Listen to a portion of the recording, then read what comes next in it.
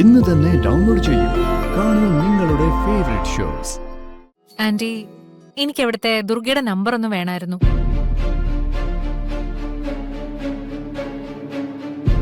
ദുർഗയുടെ നമ്പറോ? അതെ, ദുർഗ പഠിപ്പിക്കുന്ന സ്കൂളിലേക്ക് ധ്വനിമോളെ ചേർക്കുന്ന കാര്യത്തെക്കുറിച്ചൊന്ന് സംസാരിക്കാൻ വേണ്ടിയാ. നിനക്ക് മനസ്സിലായില്ലേ? കുട്ടൻ. കുട്ടൻ? ആ, ഓർമ്മയുണ്ട്. അത് കൊള്ളാം. പിന്നെ ഓർമ്മയായിരിക്കും. സുഖല്ലേ കുട്ടേട്ടാ? ചേച്ചി വന്നില്ലേ?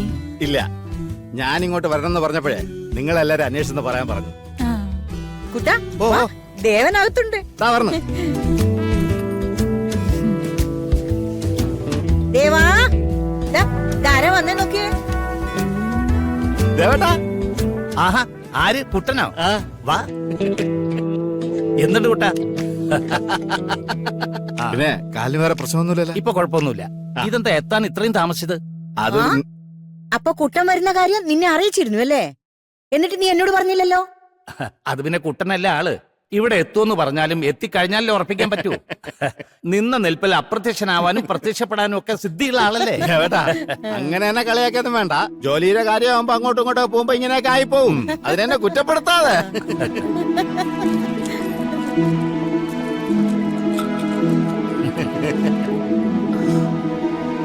അല്ല, ഇതാര്? വസുമതിയെ മനസ്സിലായ തന്നെ? ഇല്ല. ഇല്ല. അല്ല, വസുമതിക്ക് മനസ്സിലാവാൻ ചാൻസ് ഇല്ല. ഞാനേ ജയശ്രീ ഉള്ളപ്പോ ഇടയ്ക്കിടയ്ക്ക് വരുവായിരുന്നു. മനസ്സിലായില്ലേ? നമ്മുടെ കുട്ടൻപിള്ള ഇവിടുത്തെ ഒരു അംഗത്തെ പോലെ തന്നെയായിരുന്നു. ആ, ഇപ്പോഴാണ് മനസ്സിലായത്.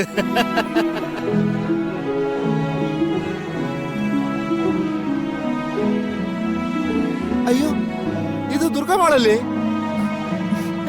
അതെ.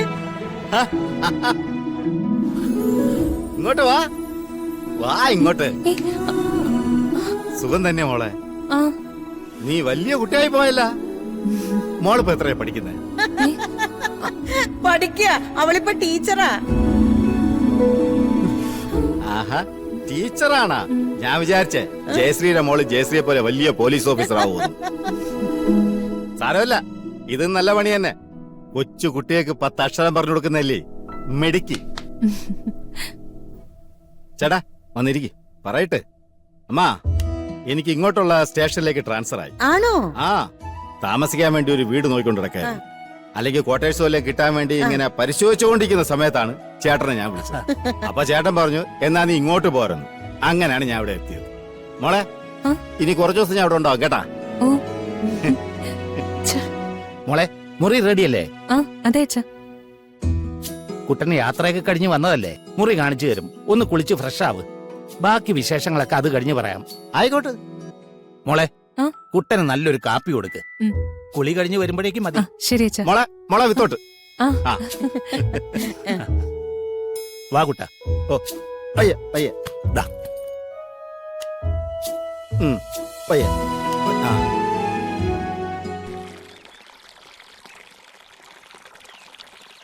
അയാൾ ആരാ ഗിരിജെ?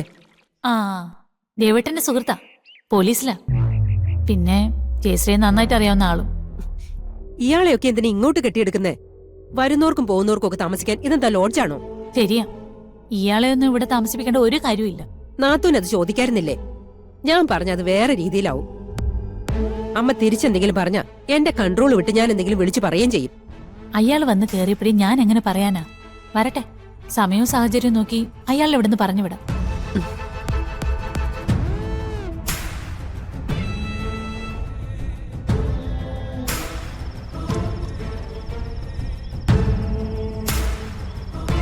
പോലീസിന് വേണ്ട ഇൻഫർമേഷൻ തരാൻ അയാൾ തയ്യാറാണ്.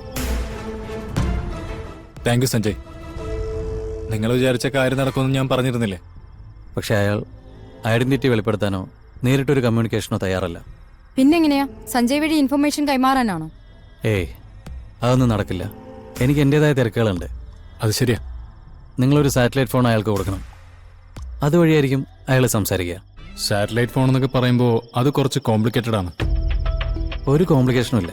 കാശ് കൊടുക്കാൻ തയ്യാറായാൽ ഇവിടെ ആർക്കും എന്തും കിട്ടും. ഇതൊന്നും പോലീസിന്റെ കയ്യിൽ മാത്രമുള്ള സാധനമല്ല. ഓക്കെ, ഞങ്ങൾ എന്തായാലും ഡിപ്പാർട്ട്മെന്റിൽ സംസാരിക്കട്ടെ. അത് കഴിഞ്ഞ് തീരുമാനം അറിയിക്കാം. മതി, പതിയെ മതി.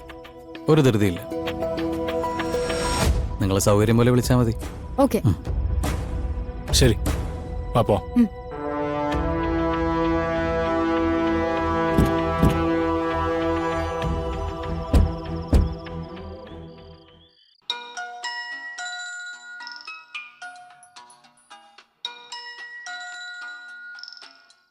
പൂർണിമയാണല്ലോ. ഈ സമയത്ത് എന്താവും വിളിക്കുന്നത്? ഹലോ. ഹലോ ആന്റി, പൂർണിമയാ. ആ, മനസ്സിലായി മോളെ. എന്താ ഈ സമയത്ത്? വിവാഹത്തിന്റെ കാര്യങ്ങൾ വല്ലതും സംസാരിക്കാനാണോ? അല്ല, ഞാനിപ്പോ വിളിച്ചത് മറ്റൊരു കാര്യം സംസാരിക്കാനായിരുന്നു. എന്താ മോളെ, എന്തെങ്കിലും പ്രശ്നമുണ്ടോ? ആന്റി, എനിക്ക് ആന്റിയുടെ ഒരു ഹെൽപ്പ് വേണമായിരുന്നു, അതിനാ വിളിച്ചേ. എന്റെ ഹെൽപ്പോ? അത് ഇന്ദ്രപ്രസ്ഥത്തിലെ പൂർണിമയ്ക്ക്. ദേ, വെറുതെ എന്നെ കളിയാക്കല്ലേ. ആർക്കാരുടെ സഹായം എപ്പോഴൊക്കെയാ വേണ്ടി വരുന്നതെന്ന് പറയാൻ പറ്റില്ലല്ലോ ആന്റി. അതും ശരിയാ. ആന്റി, എനിക്ക് ഇവിടുത്തെ ദുർഗയുടെ നമ്പർ ഒന്ന് വേണമായിരുന്നു.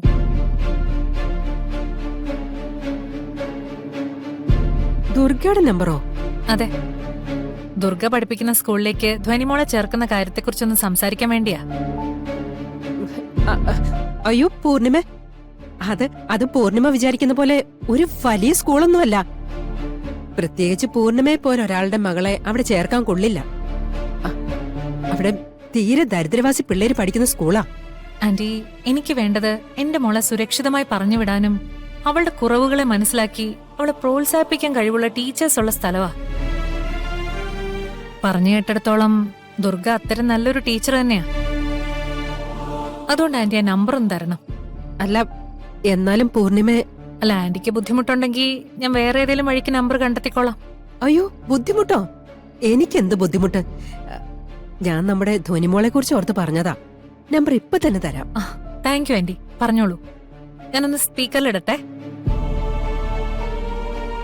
8547676295. ഓക്കെ ആന്റി, എന്നാ ഞാൻ ദുർഗയെ വിളിച്ചോളാം. ശരി മോളെ.